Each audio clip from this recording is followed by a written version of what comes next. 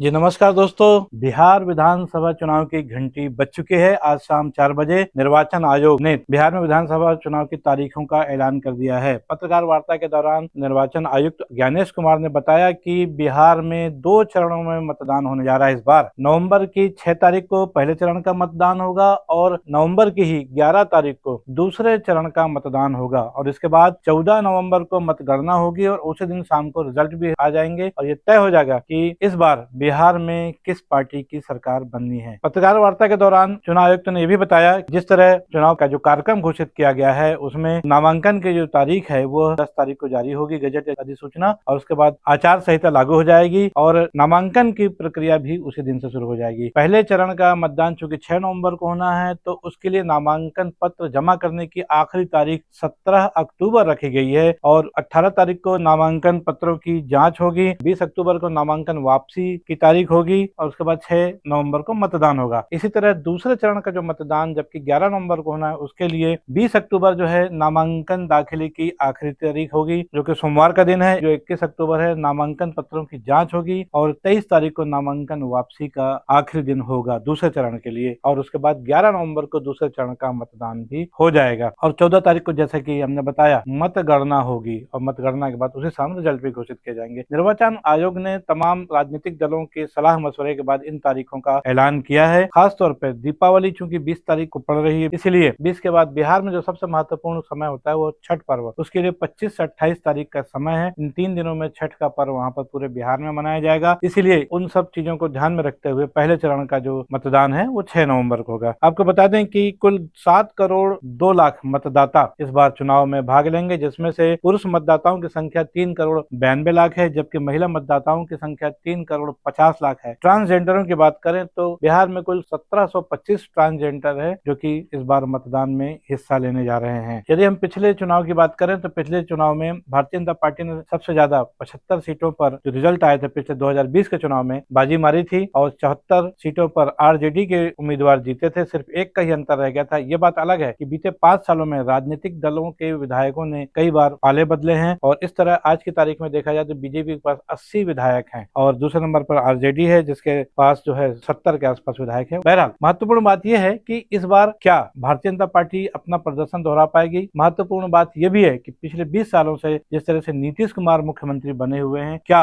वो एक बार फिर मुख्यमंत्री बन पाएंगे, क्योंकि सबसे बड़ा सवाल यही है कि सब लोगों का ये मानना है कि इस बार कहीं ना कहीं नीतीश कुमार का जादू टूट रहा है। पिछले चुनाव में भी नीतीश कुमार की पार्टी को मुश्किल से 45 सीटें मिली थी और कांग्रेस की बात करें तो कांग्रेस को महज 19 सीटें मिली थी जितनी सीटों पर उन्होंने चुनाव लड़ा था और उसके बाद भी 2 विधायक पाला बदल के दूसरी पार्टी में चले गए थे, इसलिए सिर्फ 17 विधायक आज की तारीख में कांग्रेस के पास हैं। इस मामले में देखा जाए तो AIMIM यानी ओवैसी की पार्टी के 5 विधायक थे, हालांकि बाद में उसमें से 4 विधायक आरजेडी में शामिल हो गए थे।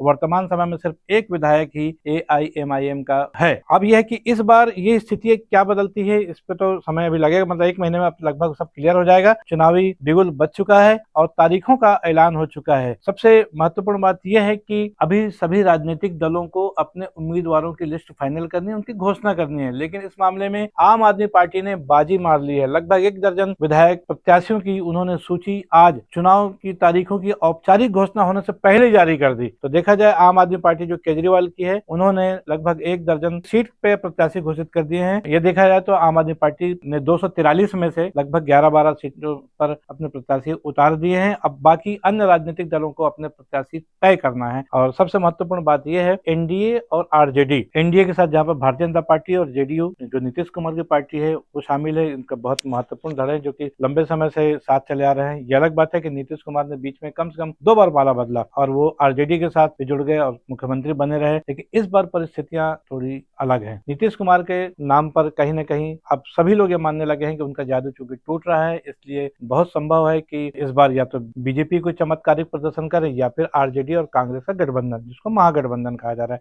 लेकिन ये तय है कि महागठबंधन में इस बार अभी तक जो स्थितियां है कि आम आदमी पार्टी शामिल नहीं नजर आ रही है। यदि आने वाले समय में कोई समझौता हो जाता तो ये भी आश्चर्यजनक चीज होगी। लेकिन सबसे महत्वपूर्ण बात है कि कौन बनेगा मुख्यमंत्री बिहार का, क्योंकि कोई भी पार्टी चाहे वो इंडिया हो चाहे इंडिया गठबंधन हो महागठबंधन हो कुछ भी हो अभी अपने पत्ते नहीं खोल रहे हैं। अगर देखा जाए मुख्यमंत्री की दौड़ में तो यदि नीतीश कुमार तो खैर एक चेहरा है ही, भले वो बन पाते नहीं बन पाते वो बात का मैटर है, लेकिन तेजस्वी यादव वो भी एक बहुत बहुत बड़े दावेदार हैं। यदि इंडिया गठबंधन, ये जो कांग्रेस और आरजेडी गठबंधन है, यदि वो सरकार में आता है तो तेजस्वी यादव एक बड़ा चेहरा हो सकते हैं, लेकिन अभी इससे नहीं कहा जा सकता कि औपचारिक रूप से इस नाम की घोषणा अभी नहीं हुई है। एक जो तीसरा नाम जो आ रहा है वो है चिराग पासवान का। चिराग पासवान रामविलास पासवान के पुत्र हैं और वो अपनी पार्टी के सांसद भी हैं, अभी वर्तमान में कैबिनेट में मंत्री भी हैं, लेकिन ये भी माना जा रहा है कि वो भी विधानसभा चुनाव लड़ सकते हैं, उनके साथी भी लड़ सकते हैं और भारतीय जनता पार्टी की तरफ से नीतीश कुमार की जगह उनका भी नाम चलाया जा सकता है। हालांकि इस बारे में भारतीय जनता पार्टी या लोजपा की तरफ से औपचारिक घोषणा नहीं की गई है, लेकिन एक संभावित नामों में माना जा रहा है कि चिराग पासवान, तेजस्वी यादव, ये दो ऐसे नाम हैं जो कि एनडीए और इंडिया गठबंधन की तरफ से प्रबल दावेदार माने जा रहे हैं। बहरहाल चुनाव की घोषणा आज हो चुकी है और आज से कहा जाए राजनीतिक दलों ने भी फिर से नए सिरे से कमर कस के अपनी तैयारियां शुरू कर दी। देखते हैं कि पार्टी के प्रत्याशी चयन करने में अब कौन सी पार्टी बाजी मारती है। क्या भाजपा, क्या कांग्रेस या आरजेडी, जेडीयू, तमाम पार्टियां हैं। लेफ्ट की पार्टी भी है जो कि महागठबंधन का हिस्सा है। और क्या प्रशांत किशोर जो कि एक